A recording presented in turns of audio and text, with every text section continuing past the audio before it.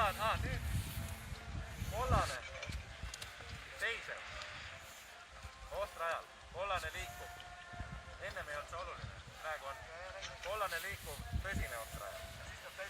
Siis pead ikka täitsa maha pidurdama. Teiser tähendab, et hoia lihtsalt ilmatahti ees kuskil midagi. Mööda sõitu kollase lipu alast teha ei tohi. Kui mingil põhjusel tuleb punane lipp, siis punane lipp tähendab, et võistlus lõppes mingil põhjusel. Keegi sai viga või midagi ohtlik oskus iganes. Punane lipp, siis on kõik maha.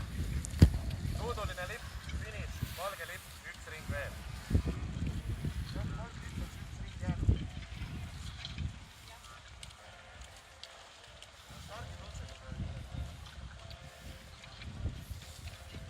Stardiprotseduur on väga lihtne. Paneme mootorid käima.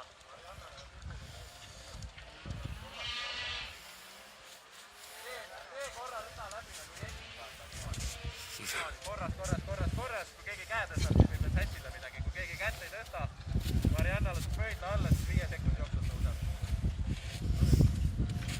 Peenike värk.